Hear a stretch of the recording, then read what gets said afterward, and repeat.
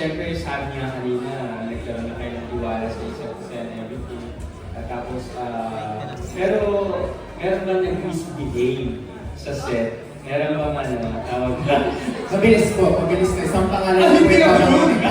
Hindi ako yun! Oo, Eddie Santos po. Hindi ako yun! Aga-aga ko nga dumating dito. Yun po. Pero with your vision as a writer and director, satisfied ka sa binigay na performance and attitude ng buong cast, especially si Alex? More than 100%. I am so much in awe of this cast. I am obsessed and in love with each and every one of them. Kahit pa kay Eddie, kahit ganyan yan. I adore them. They're so brilliant in this series. I can't wait na mapanood niyo po sila kasi napakahusay po ng bawat isa sa kanila. And I will vouch my career, my life. You're looking at the future. Wow.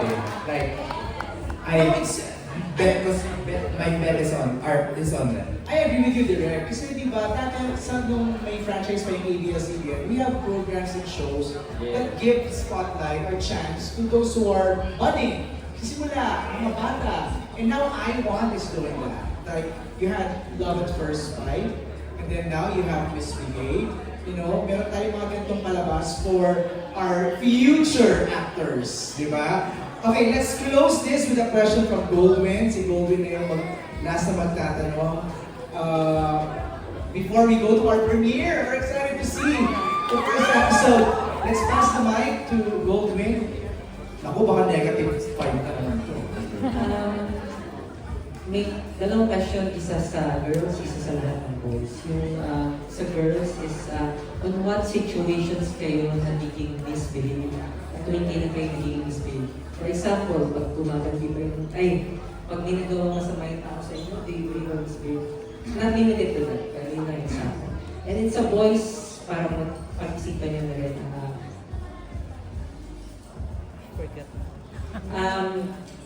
Sa mga characters nyo, related to sa characters nyo, saan kayo pinaka-naasar sa character nyo? What do you dislike the most in your character? Sa boys yun, sa boys, okay? So we begin with the girls. Ano ba? Paano ba nag-misbehave? Ako po siguro when I'm a planner kasi. So I want to execute everything according to my plans. And when something goes wrong or something doesn't go my way or pag may bigla ang nangyayari iba or nasisira yung plan ako, doon ako medyo nagpipitik, and I guess I would say doon ako nag-misbehave. Doon lumalabas yung isang side ni Alexa na hindi ko naman talaga pinakalatas masyado. Yun nga, medyo pumipitik. Pero yun lang naman, parang, guys, nag-misbehave ba?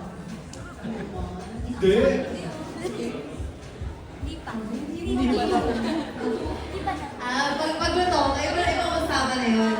Pero hindi, usually gano'n lang naman. Or siguro, taping-wise, kapag may, hindi din naman masyado. Hindi naman diva or anything.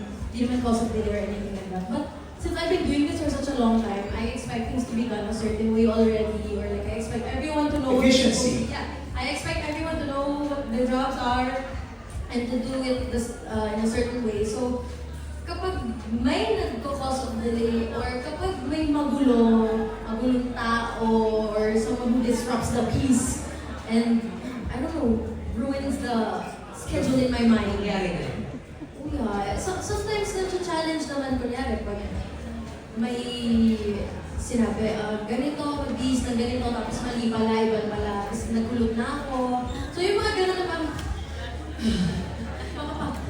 na lang talaga. So mas doon. I don't know if you consider that misbehaving.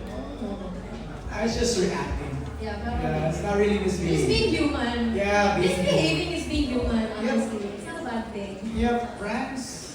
Okay naman siguro kapag ilang beses na ako nagbigay ng chances. Yeah, kasi madaming beses na ako magbigay ng chance. So yun yung pag-behave ko. Parang kahit sa mga maliliit na bagay. Pero kapag, alam mo yung ilang beses na, doon na yung parang mag-misbehave lang ako. tama na, okay, magbibigay na ako ng reaction sa'yo, parang gano'n. Pero I usually give a lot of chances. Again, that is like Alexa, Yeah. parang natural Yeah, reaction to things. natural reaction. I think you misbehave when you want to break the rules, when you're getting a little bit uncomfortable with your zone or something. Or you want things done in your way, but some people are blocking it. Maybe, And Rain, Andy, For you. No, no, no. Ayoko na. For me, siguro, like, whenever I misbehave, I acknowledge the fact that sometimes I don't know any better. So I make decisions where I really put so much confidence in it na hindi ako nakikinig sa advice ng ibang tao. Matigas ang ulo. I will, yes. Matigas ang ulo ko. I will do it. I'm confident about it.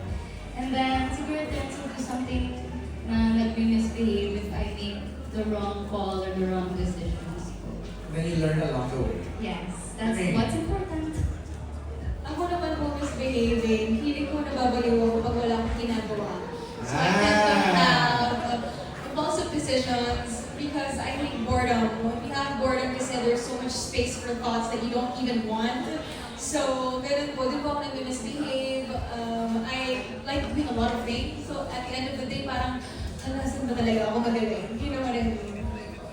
Yung misbehave. Okay, for the boys. Sorry, one question lang. Kapag may nagawang masama ang tao sa inyo, girls, do you believe or misbelieve? It depends on the gravity of the situation. Because some things I can let go. Some things, I choose my battles, kumbaga. But if again, the gravity of the situation, kung malala talaga, pasensyahan mo lang. Minsan may mga nakakasatisfy na bagay na worth misbehaving mo. So minsan pag gano'n, misbehave ka rin paminsan-minsan. Deserve. Agree. Boys, the question was, ano yung dislike nyo sa characters ninyo? Aki, anong ayaw mo kay Warren? Honestly, wala. Oh, perfect. Kasi dun sa character, Okay. kasi very, may pinaninindigan siya ng pagka. Siguro yung ayaw ko lang, yung bangs ni Warren sa sobrang init ko. Bangs one, hindi lang. Pero yung kaya ko yung everything. Medyo gusto mo siya. Okay, and Raven.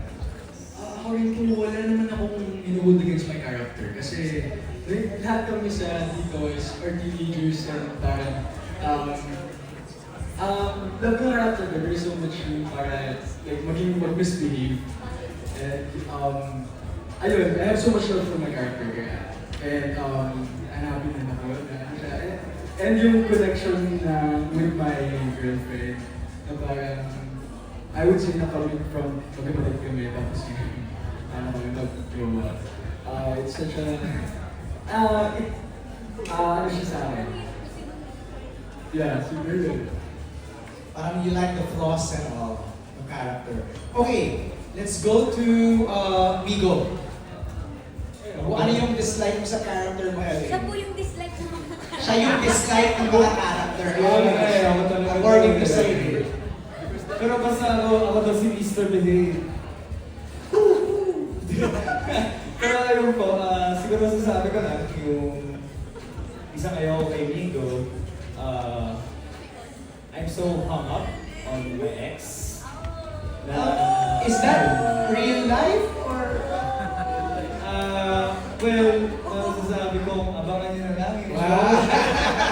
Ano po, well, to be honest for me, yun lang naman. And from the day that I auditioned for this role, I really fell in love with Migo.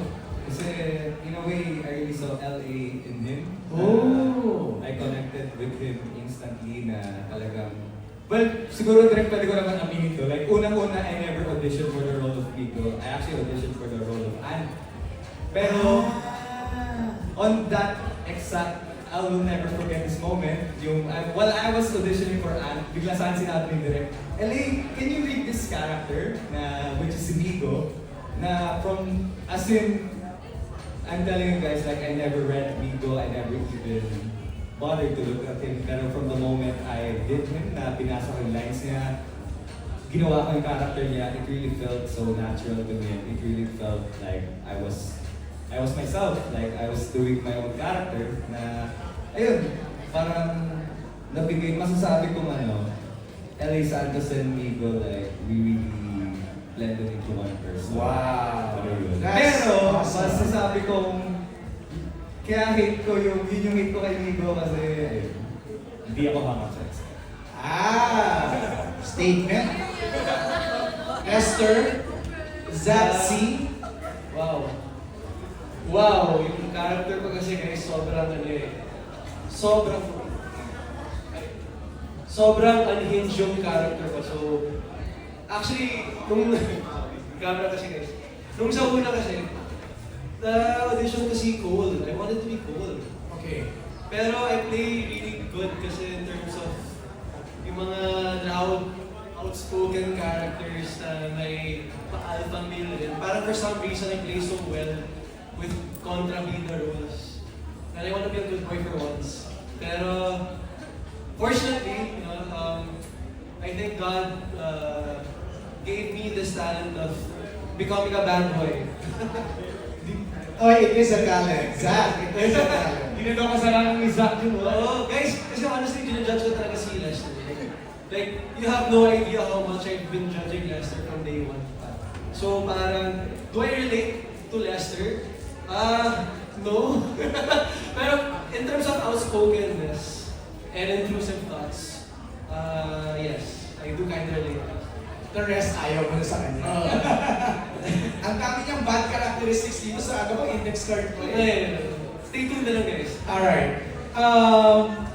Zach G as Earl. Ang ayaw ko kay Earl, pinipilit niya mag-Philippine. Kahit na nasasaktan siya, napapahirap. Pero kasi personally, hindi ako ganun. Kind of person. Kaya yun hindi ko gusto sa kanya. And Cole. Lahat. Anong lahat? Lahat ayaw mo? Lahat tayo ko. Ah. Sobrang challenging ng role na to sa akin. Minsan nadadala ko na rin. Kasi nasabi ko kay Direk, bakit? Nadadala ko na siya. Nasasaktan ako na naiinis ako na siguro dahil yung mga last scene namin pabigat ng pabigat. Hanggang sa nararamdaman ko na siya hanggang sa pag-uwi. And then tuloy-tuloy na yung taping namin na ending na palala ng palala. Yun yung aabangan nila. Yun po yung makikita nyo kung bakit sobrang hate na hate ko si Cole. Oh, love you, Jace. Thank you, JC. Okay, that wraps up our Q&A. Maraming salamat sa mga nagtanong.